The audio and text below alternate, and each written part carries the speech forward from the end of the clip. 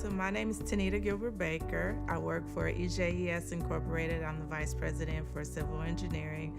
I am the manager for all of the Louisiana operations as well as our operations in Jackson, Mississippi.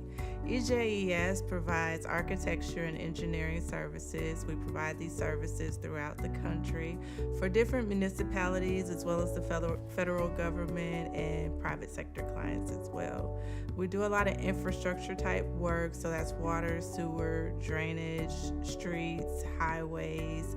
We do projects at airports. We do runway design, taxiway design. So my primary responsibilities are as a manager. So I manage our other engineers and our production staff. So that's civil designers, CAD drafters, admin assistants. And basically I graduated from college with a civil engineering degree. And to be an engineer, you have to take a series of tests. So the first test you take is called a Fundamentals of Engineering test, and you take that and you're certified as an engineering intern, and then you work under a professional engineer for 4 years, and after you do that, then you take another test called the professional engineering exam. You pass that and then you become a licensed engineer, which means you have the ability to stamp and seal plans. So I started out working for a firm, just entry level, didn't know very much, and just continued to work, gain experience through working for the city as well as private firms, and just worked my way up within the company. Engineering is a male-dominated field. You don't see a lot of women, and you don't see a lot of blacks, and you don't see a lot of black women. So coming into this field, you kind of get pigeonholed, and people, they have certain perceptions and perspectives about you, and so you have to work really hard to prove yourself.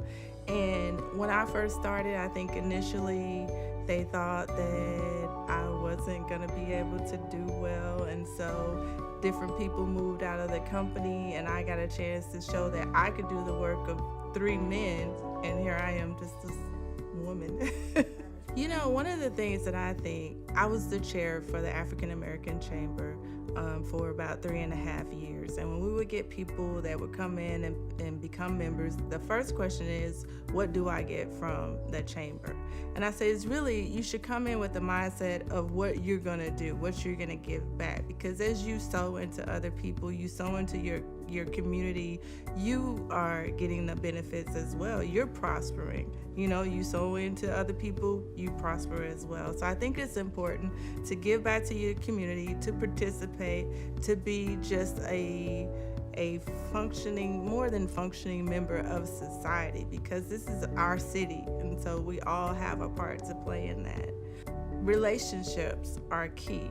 And so when you're out in the community and you're working with people like to do business. People hire people that they know. Every job that I've ever gotten has been because I knew somebody and they put in a good word for me because they felt comfortable with me and they could vouch for me. So I think that's another benefit to community service. Things don't always come fast, and if they do come fast, you don't necessarily appreciate it. It takes time. Building a career takes time. So be patient, get all your degrees, your certifications, get everything prepared so that when the opportunity presents itself, you can capitalize on that.